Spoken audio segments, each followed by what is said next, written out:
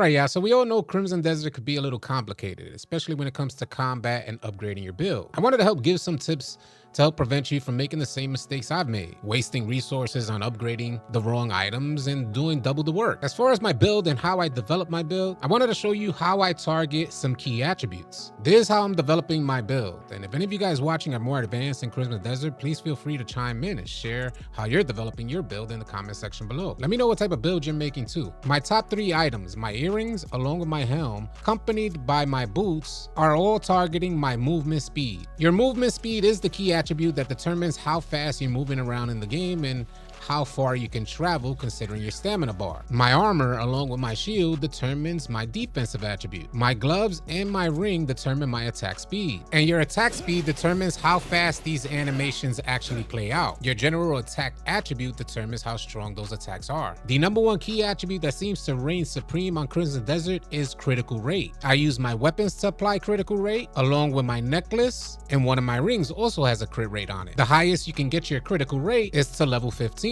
My necklace of lightning has a crit rate of 2, but as I upgrade, it'll go up to 4. And this will max out the critical rate of my primary weapon. There is no right or wrong way on how to develop your build. There's so many different playstyles and so many different types of players. I'll give you guys an example. If you consider yourself an explorer, then you will probably max out attributes like movement speed, allowing you to travel greater distances a lot faster. If you're combat prone, then you would focus on your attack attribute along with your attack speed and critical rate. And you guys could mix and match all this stuff. You could have 2 completely different loadouts, one set aside for exploring and one set aside for battle. So firstly, I'd say try to figure out what type of player you want to be at a specific time. Develop your weapons and gear accordingly. I would like to add a sidebar though. If it's your goal to complete the storyline, then it's imperative that you got to develop your build to be a fighter. The storyline has a ton of bosses in it, countless enemies you're gonna have to fight through. Each one of your weapons along with your armor come with gear slots. The abyss gears that you have equipped into these slots will pretty much determine how efficient you are at what you're trying to achieve. If you're primarily focusing on combat, then you'll have the insight gear for a critical rate, maybe the destruction gear for an increase in attack. I primarily focus on crit rate and no longer have the attack gear on my weapons, outside of my bow, which I'm still developing. But let's say you're an explorer. A lot of these gear slots could be filled with gears in the game that help you collect resources a lot easier. Some gears in the game even help you develop trust a lot quicker from the NPCs. Some even help you make more money. There's nothing worse to investing so much of your time and your resources into upgrading a weapon or a piece of armor that isn't quite suitable for how you're choosing to play the game. Hopefully this all came across clear, and if you guys have any questions,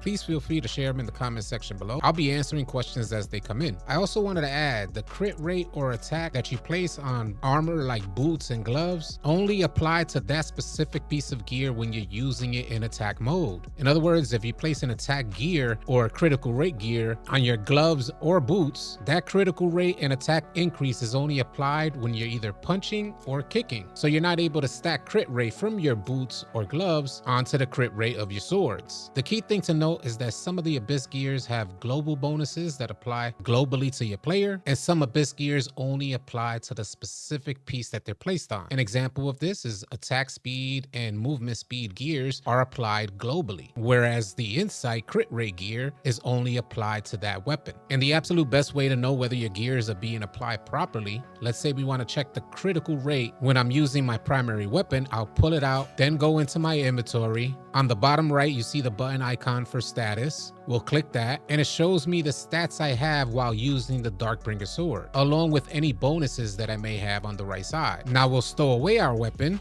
and we'll check those same stats again. Without my weapon equipped, my critical rate dropped to level 6. My attack attribute dropped significantly because I have no weapon equipped, and the list of bonuses on the right side got a bit smaller as well. Another key thing to note is how to find out what incentives or rewards you guys receive for upgrading your weapons. You guys could choose any weapon, pieces of armor, your shield, and your bow. Basically, when you hover over an item, and if you see the option for details on the bottom right, you can select that. On the bottom, it says press again for refinement information. When we press that, now we get to see how our weapon upgrades and what incentives we receive when they do. You also get to see the resources required for each one of these upgrades. If you guys have bonuses for crit rate like I have on this weapon, it's at level 4 now at this refinement, but you see when I hit the last level of refinement, the last upgrade, it goes to to critical rate level 5. This way you guys aren't upgrading items only to find out they're not giving you exactly what you need. I also wanted to add that it's good to note your cloak is primarily used to guard you from the elements. Whether it's too cold or too hot, this will provide you ice resistance or fire resistance. Your cloak will become more important as you continue to explore the game. When you guys explore into specific regions, you might enter into a stamina debuff, stamina draining a lot quicker, or if the climate is extreme, you might even lose health. Hopefully these tips will help you along the way. I'll be making a video explaining combat in greater detail soon. If you guys are interested in that or you like the video, please consider